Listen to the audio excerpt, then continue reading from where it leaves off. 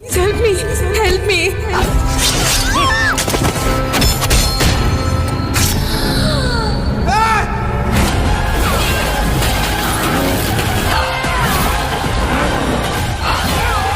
Welcome to my channel. இன்னைக்கு இந்த வீடியோல தரமான 5 கிரைம் த்ரில்லர் படங்களை பத்தி தான் பார்க்க போறோம். இந்த 5 படங்களும் தமிழ் டப்பிங்லேயே அவைலபிளா இருக்கு. ஓடிடில தான் போய் பார்க்கணுமான்னு கேட்டீங்கன்னா அப்படிலாம் கிடையாது. இந்த 5 படமும் யூடியூப்ல நீங்க ஃப்ரீயாவே பார்க்க முடியும்.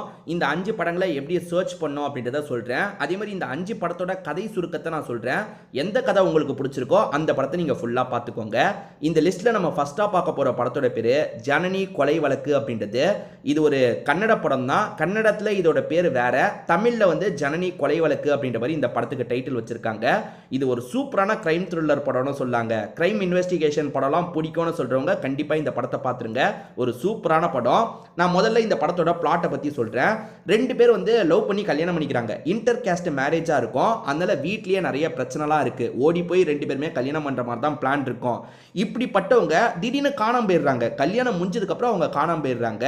ஒருவேளை பேரண்ட்ஸ் ஏதாவது பண்ணிட்டாங்களா அப்படின்ற மாதிரிலாம் கேள்வி இருக்கு. இது ஒரு கம்ப்ளைண்டா வருது. ஒரு போலீஸ் ஆஃபீஸரும் இந்த கேஸ் எடுத்து விசாரிக்க ஆரம்பிக்கிறாரு. அவங்க எங்க போயிருப்பாங்க, எப்படி காணாம போயிருப்பாங்க அப்படின்ற மாதிரி பயங்கரமா தேடி அலைஞ்சிட்டு இருக்காங்க. அப்படி தேடி அலைஞ்சிட்டு இருக்கும் போது 2 பேருமே ஒரு இடத்துல கொல்லப்பட்டிருக்கிறது தெரிய வருது. 2 பேருமே அந்த ஸ்பாட்ல இறந்து போயிருக்காங்க. என்ன மிஸ்ஸிங் கேஸா இருந்தது இப்போ மர்டர் கேஸா மாறிடுச்சு அப்படின்ற மாதிரி போலீஸுங்க கொஞ்சம் ஷாக் ஆகுறாங்க. டீட்டெயிலா இந்த கேஸை எடுத்து விசாரிக்கணும் அப்படின்ற மாதிரி விசாரிக்கிறாங்க. இவங்க 2 பேரை சாவடிச்சது யாரு, எதுக்காக சாவடிச்சாங்க அப்படின்றத கண்டுபிடிச்சாங்களா இல்லையான்னு சொல்றது தான் மீதி கதை. அதுல ஏகப்பட்ட ட்விஸ்ட் வச்சிருப்பாங்க. இப்போ உதாரணத்துக்கு 2 பேர் கல்யாணம் பண்ணாங்கன்னு சொன்ன பார்த்தீங்களா, அதுல அந்த பொண்ணை பொறுத்த வரைக்கும் போலீஸ் கான்ஸ்டபிளா இருப்பாங்க. இந்த கேஸை விசாரிக்கும் போது வந்து முதல்ல மிஸ்ஸிங் கேஸ் மாதிரி தான் இருக்கும். அதுக்கப்புறம் தான் கொலை கேஸா மாறும். அப்படி கொலை கேஸா மாறினதுக்கு அப்புறமும் அந்த நாள் நைட்டு என்ன நடந்தது, அதாவது அவங்க ஒரு காட்டுப்பகுதி கிட்ட தான் இறந்து போயிருப்பாங்க. அந்த காட்டுப்பகுதியில் அந்த நாள் நைட்டு என்னெல்லாம் நடந்தது, எதனால இவங்க 2 பேர் கொல்லப்பட்டிருக்க வாய்ப்பு இருக்குன்றத சூப்பராக கொண்டு போயிருப்பாங்க. முடிவுல, அதாவது முடிவுன்ட்டு இல்ல, நீங்க எதிர்பார்க்காத நிறைய ட்விஸ்ட் அண்ட் டர்ன்ஸ் இந்த கதை முழுக்கவே வச்சிருப்பாங்க. சூப்பரான படம்னு சொல்லலாம். இந்த லிஸ்ட்ல நம்ம செகண்டா பார்க்க போற படத்தோட பேரு பிளாக் அப்படின்றது. இது ஒரு தெலுங்கு கிரைம் த்ரில்லர் படம்னு சொல்லலாம். ஆக்சுவலா தமிழ்லயும் பிளாக்னு ஒரு படம் வந்தது பாத்தீங்களா, அதுவும் சூப்பரான படம் தான். ஜீவா பண்ணிருப்பாரு. இது தெலுங்குல வந்த பிளாக் அப்படின்றது. பிளாக் தமிழ் டப்டுன்னு போட்டீங்கன்னா இந்த படம் உங்களுக்கு கிடைச்சிரும். இந்த படத்துல ஆதி சாய்குமார் தான் லீட் ரோல் பண்ணிருப்பாரு. முதல்ல இந்த படத்தோட பிளாட்டை பத்தி பார்ப்போம். ஆதி சாய்குமார் இருக்காரு பாத்தீங்களா, ஒரு போலீஸ் ஆபீசரா இருப்பாரு. மேக்ஸிமம் இவருக்கு நைட் டியூட்டி தான் போட்டிருப்பாங்க. நைட்ல வந்து ரவுண்ட்ஸ் மாதிரி போவாங்கல்ல, அதுதான் இவரோட வேலையா இருக்கும். ஆனா இவரை பொறுத்த வரைக்கும் ஒரு பிரச்சனை இருக்கு. இவர் வந்து கொஞ்சம் படுத்தாருன்னா நல்லா அசந்து தூங்கிடுவாரு. இவரை ஒரு இடத்துல பார்த்துக்க சொல்லி தான் டியூட்டியில போட்டிருப்பாங்க. ஆனா இவர் என்ன பண்றாருன்னா தூங்கிடுறாரு. அன்னைக்கு எந்த ஒரு பிரச்சனையும் வரல. இப்ப இன்னொரு நாள் வேற ஒரு பகுதியில் டியூட்டி பார்க்கறதுக்காக போறாரு. இவர் முழிச்சிருந்து பார்க்கணும், அதுதான் இவரோட வேலை. ஆனா இவர் என்ன பண்ணிடுவாருன்னா கார்ல படுத்து நல்லா தூங்கிடுவாரு. மறுநாள் பார்த்தா அந்த வீட்டில் ஒரு கொலை நடந்திருக்கிறது தெரிய வருது. இதை தாண்டி நம்ம ஹீரோ தூங்குனதுக்கு அப்புறம் வந்து தன்னால நடப்பாரு. அதாவது ஸ்லீப் வாக்கிங்னு சொல்லுவாங்கல்ல, அந்த மாதிரி ப்ராப்ளமும் நம்ம ஹீரோக்கு இருக்கும். ஹீரோ பாதுகாப்பு கொடுக்க வேண்டிய இடத்துல ஒரு கொலை நடந்துருச்சுல, ஹீரோவோட கவனக்குறைவால தான் இந்த கொலை நடந்திருக்குன்ற மாதிரி ஹீரோ பக்கமே இந்த கேஸை திருப்ப ஆரம்பிக்கிறாங்க. ஹீரோவே கூட இதுல சம்பந்தப்பட்டிருக்க வாய்ப்பு இருக்குன்ற மாதிரிலாம் யோசிக்க ஆரம்பிக்கிறாங்க. நம்ம ஹீரோ இருக்கார்ல, நம்மளை காப்பாத்திக்கிறதுக்கு நம்ம உண்மையான குற்றவாளியை கண்டுபிடிக்கணும்ன்ற மாதிரி யோசிக்கிறாரு. உண்மையான குற்றத்தை யாரு பண்ணிருப்பா, அந்த இடத்துக்கு யாரெல்லாம் இன்னைக்கு வந்தான்ற மாதிரி இவர் ஒரு சைடு விசாரணை பண்ணிட்டு இருக்காரு.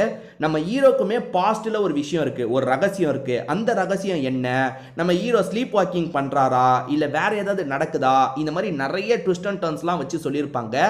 கண்டிப்பா இந்த படத்தை பார்க்காம இருக்கீங்கன்னா ஒன்ஸ் ட்ரை பண்ணி பாருங்க. ஒரு சூப்பரான படம்னு சொல்லலாம். இந்த லிஸ்ட்ல நம்ம மூணாவதா பார்க்க போற படத்தோட பேரு ஓம் பீம் புஷ் அப்படின்றது. இந்த படத்தை பொறுத்த வரைக்கும் ஸ்ரீ விஷ்ணு தான் ஒரு முக்கியமான ரோல் பண்ணியிருப்பாரு. இது ஒரு தெலுங்கு ஹாரர் காமெடி படம் தான். தமிழ் டப்பிங்லயும் இந்த படம் அவைலபிளா இருக்கு.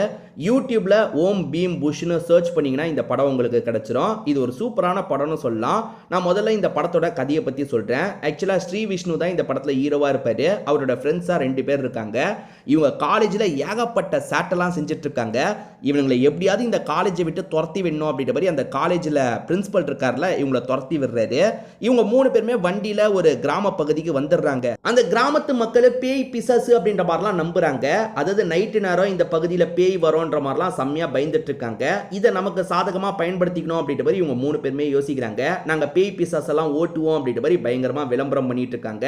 எங்க கிட்ட வாங்க, நாங்கள் எல்லா பேயும் ஓட்டிடுறோம் அப்படின்ற மாதிரி சொல்லிட்டாங்க.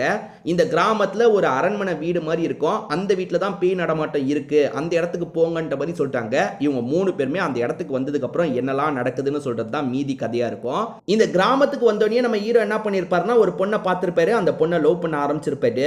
இப்போ அந்த பொண்ணுமே இவங்க அந்த இடத்துக்கு போனதுக்கு அப்புறம் சில ஹெல்ப்லாம் பண்றாங்க. உண்மையிலேயே அந்த இடத்துல பேய் இருக்கு, ஆனா அந்த பேயை இவங்க எப்படி சமாளிக்கிறாங்க, அந்த பேயோட ஃபிளாஷ்பேக் என்ன, இந்த கிராமத்து மக்கள்லாம் அந்த பேயை பார்த்து பயப்படுறாங்கல்ல, அதை இவங்க சால்வ் பண்ணாங்களா இல்லையான்னு சொல்றது தான் மீதி கதை. ஒரு ஹாரர் காமெடி படம் எப்படி இருக்கணுமோ அந்த மாதிரி தான் இந்த படத்தோட கதை இருக்கும். நல்லா கலகலப்பா கொண்டு போயிருப்பாங்க.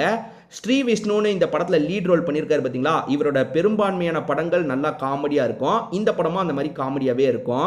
இந்த லிஸ்ட்டில் நம்ம 4ஆவதா பார்க்க போகிற படத்தோட பேர் ட்ரூ அப்படின்றது. இதுவும் ஒரு தெலுங்கு கிரைம் த்ரில்லர் படம் தான். இந்த படத்தை பொறுத்த வரைக்கும் ரொம்பவே சின்ன படங்க, மொத்தமே 90 நிமிஷம் தான் இந்த படம் இருக்கும். ஆனால் இந்த படத்தில் நீங்கள் எதிர்பார்க்காத நிறைய ட்விஸ்ட் அண்ட் டர்ன்ஸ்லாம் வச்சிருப்பாங்க. நான் முதல்ல இந்த படத்தோட பிளாட்டை பற்றி சொல்கிறேன். ஆக்சுவலாக நம்ம ஹீரோ இருக்காரு பார்த்தீங்களா, அப்பா இறந்து போயிட்டாருன்ற தகவலை கேள்விப்பட்டு ஊருக்கு வராரு. ஊருக்கு வந்தவர் அம்மா கிட்ட எப்படி இது நடந்தது அப்படின்ற மாதிரிலாம் கேட்குறாரு. அம்மாவும் எப்படி நடந்தது அப்படின்றத சொல்றாங்க. அது என்னன்னு பார்த்தீங்கன்னா, கரண்ட் வயர் வந்து ரோட்ல வந்து கிடக்கும், யாராவது கிராஸ் பண்ணி போகும்போது தெரியாம மிதிஸ்டா பிரச்சனை, அதை ஓரமா எடுத்து போடணுன்ற மாதிரி நம்ம ஹீரோவோட அப்பா எடுத்து போடுறதுக்கு ட்ரை பண்ணியிருப்பாரு. அப்பதான் ஷாக் அடிச்சு இறந்து போயிட்டதா எல்லாருமே ஹீரோ கிட்ட சொல்றாங்க. ஹீரோவும் அந்த இடத்த போய் ஸ்டடி பண்ணி பார்க்குறாரு. உண்மையிலேயே அப்படி நடந்திருக்க வாய்ப்பு இருக்கான்னு பார்த்தா அப்படி நடந்திருக்க வாய்ப்பே இல்லை, யாரோ சாவடிச்சுட்டு அந்த மாதிரி ஸ்டேஜ் பண்ணியிருக்காங்கன்றது ஹீரோக்கு தெரிய வருது.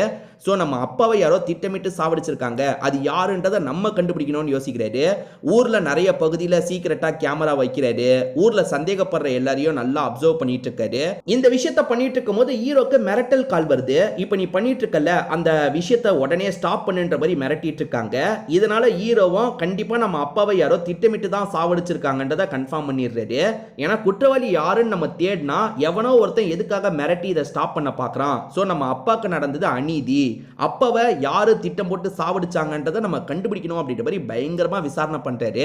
கடைசியில குற்றவாளியை கண்டுபிடிச்சாரா இல்லையான்னு சொல்றது தான் மீதி கதை. நீங்க கொஞ்சம் கூட எதிர்பார்க்காத மாதிரி இந்த படத்துல நிறைய ட்விஸ்ட் அண்ட் டர்ன்ஸ்லாம் வச்சிருப்பாங்க. ரொம்ப ஷாக்கிங்கான நிறைய ட்விஸ்ட் அண்ட் டர்ன்ஸ்லாம் வச்சிருப்பாங்க. ரொம்பவே கிறிஸ்பான படம். இது வரைக்கும் பார்க்காம இருக்கீங்கன்னா கண்டிப்பா ஒன்ஸ் இந்த படத்தை ட்ரை பண்ணி பார்த்துருங்க. இந்த லிஸ்ட்ல நம்ம கடைசியா பார்க்க போற படத்தோட பேரு டிக்டாக் அப்படின்றது. இந்த படத்துல தான் பிரியங்கா மோகன் அறிமுகமாயிருப்பாங்க. என்ன இந்த படம் ரிலீஸ் ஆகிறதுக்கு ரொம்ப லேட் ஆயிருச்சு. இந்த படத்துல ரொம்பவே கிளாமரான ஒரு ரோல் தான் பண்ணியிருப்பாங்க. இந்த படம் ரொம்ப லேட்டா ரிலீஸ் பண்ற மாதிரி பிளான் இருந்ததில்ல, என் போர்ஷன்லாம் டெலீட் பண்ணுங்கன்ற மாதிரி டீம் கிட்ட எவ்வளவோ பேசி பார்த்துருக்காங்க. ஆனா டீம் என்ன பண்ணிட்டாங்கன்னா அந்த போர்ஷனோட இந்த படத்தை வெளியிட்டுட்டாங்க.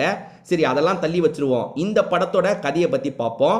இந்த படத்தை பொறுத்த வரைக்கும் நம்ம ஹீரோ இருக்காரு பாத்தீங்களா, அவர் டீம் கூட சேர்ந்து ஒரு இடத்த ஆரம்பிக்கலான் இருக்காரு. அதாவது பேய் வீடுன்னு சொல்லுவாங்கல்ல, 100 ரூபாய் 200 ரூபாய் டிக்கெட் கொடுத்து உள்ள போனோம்னா உள்ள பேய் மாதிரி நடிச்சு பயன்படுத்துவாங்க பாத்தீங்களா, அந்த மாதிரி ஒரு வீட்டை ஆரம்பிச்சு அது மூலியமா காசு சம்பாதிக்கலாம்னு யோசிக்கிறாங்க.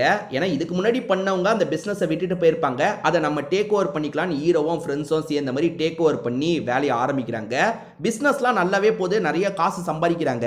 பிரச்சனை என்னன்னா அந்த பேய் வீடா இவங்க செட் பண்ணி வச்சிருக்க இடத்துல உண்மையான பேயும் வருது. அந்த உண்மையான பேய் உள்ள வர சிலரை சாவடிக்கலாம் செய்து, இவங்களுமே உள்ள உண்மையான பேய் இருக்கிறத பார்த்துடுறாங்க. என்னடா இது பேய் வீட்டில் சும்மா நம்ம செட் பண்ணி பயம்புத்தலான்னு பார்த்தா உண்மையிலேயே ஒரு பேய் இருக்கே அப்படின்ற மாதிரி பயங்கரமாக ஷாக் ஆகுறாங்க.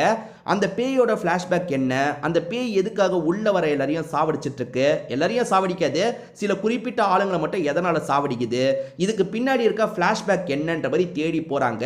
அப்பதான் பிரியங்கா மோகன் சம்பந்தப்பட்ட ஒரு ஃப்ளாஷ்பேக்லாம் வரும். இது ஒரு ஹாரர் த்ரில்லர் படம்னு மட்டும் சொல்ல முடியாது, ஒரு கிரைம் த்ரில்லர் படம்னு சொல்லலாம். ஏன்னா ஒரு கிரைம் நடந்திருக்கும், அதோட விளைவாக தான் பேய் இப்போ பிரசன்ட்ல கொலைலாம் பண்ணிட்டு இருக்கு. அந்த கிரைமை தேடி ஹீரோ கண்டுபிடிச்சாரா இல்லையான்னு சொல்றது மீதி கதை. கண்டிப்பா ஒன்ஸ் ட்ரை பண்ணி பார்க்குற மாதிரி தான் இந்த படம் இருக்கும். ஒரு டீசென்ட்டான படம்னு சொல்லலாம். இது வரைக்கும் இந்த டிக்டாக் படத்தை பார்க்காம இருக்கீங்கன்னா ஒன்ஸ் யூடியூப்ல ஃப்ரீயா இருக்கு, பார்த்துருங்க. இந்த லிஸ்ட்ல நான் 5 படங்களை பத்தி சொன்னேன் பார்த்தீங்களா, அந்த 5 படங்களுமே நல்லா இருக்கும். இதுல எந்த படத்தை நீங்க ஏற்கனவே பார்த்துருக்கீங்க, எது உங்களுக்கு பிடிச்சது இல்லைன்றதை கண்டிப்பா கமெண்ட்ல சொல்லுங்க. இந்த வீடியோவை பார்க்குற மற்றவங்களுக்கு யூஸ்ஃபுல்லா இருக்கும். திரும்பி வேற ஒரு வீடியோல நம்ம பார்க்கலாம்.